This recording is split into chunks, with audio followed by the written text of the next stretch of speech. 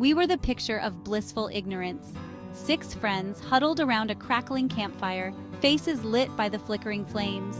Our secluded campsite, nestled deep within a forest that smelled like pine needles and freedom, was the perfect backdrop for sharing ghost stories and embarrassing childhood memories. The air was thick with the scent of burning wood and bug spray, the soundtrack a medley of crackling fire and chirping crickets. Our laughter echoed through the trees, a testament to the carefree camaraderie of the moment.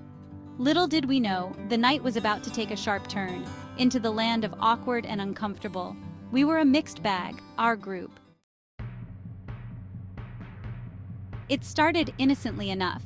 Sarah, always the life of the party, pulled out a deck of cards. "Who's up for a game?" she chirped, her eyes sparkling with mischief. We all mumbled our assent, lulled into a false sense of security by the seemingly harmless deck in her hand.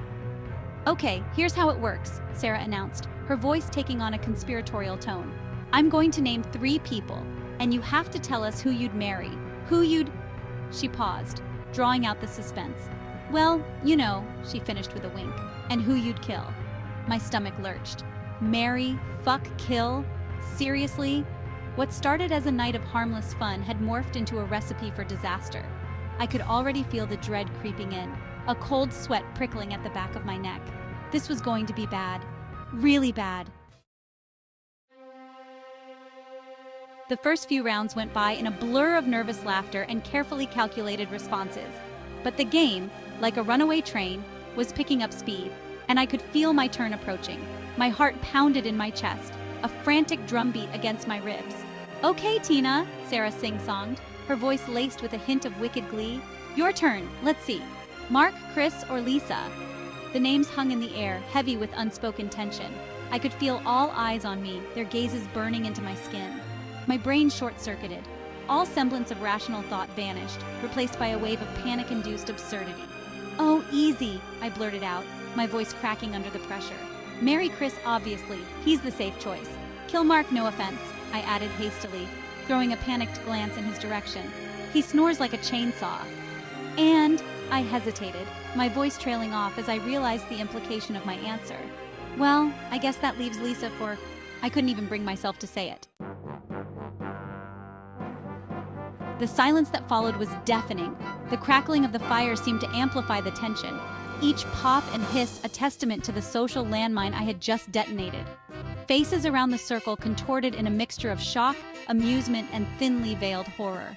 Emily's carefully constructed facade crumbled, replaced by a look of utter betrayal. Mark, to his credit, just chuckled and shook his head, muttering something about always knew it. Chris, bless his oblivious heart, just looked confused. And Lisa? Well, let's just say that if looks could kill, I'd be 6 feet under, buried beneath a pile of my own awkwardness. Sarah, ever the instigator, burst into a fit of laughter, her eyes streaming with tears. "Oh my God, Tina, you did not just say that." Her reaction, a mixture of amusement and disbelief, did little to alleviate the stifling tension that had settled over our group.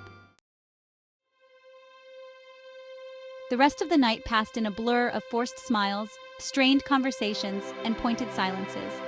The carefree camaraderie we had shared just hours earlier felt like a distant memory. I had single-handedly managed to turn a fun-filled evening into a masterclass in social suicide. As I lay in my sleeping bag that night, staring up at the star-dusted sky, I couldn't shake the feeling that I had irrevocably altered the dynamics of our group. The weight of my words, spoken in a moment of panic-induced stupidity, pressed down on me, suffocating me with regret. The next morning, we packed up our things and left the campsite, the silence in the car as thick as the smoke that lingered in our hair. Gone was the easy banter, the shared jokes, the comfortable silences that had once defined our friendship. In their place was a palpable tension, an unspoken awkwardness that hung in the air like a bad smell. The Marry Fuck Kill debacle, as it came to be known, taught me a valuable lesson about the dangers of unchecked honesty, especially when fueled by a potent cocktail of social anxiety and peer pressure. It also taught me that some things, once said, can never be unsaid. The next time someone suggests a seemingly innocent game around a campfire, I'll be the first one reaching for the marshmallows. Because when it comes to friendships and fireside confessions, some truths are best left unspoken, buried beneath a pile of s'mores and forgotten memories. Or, maybe just stick to charades.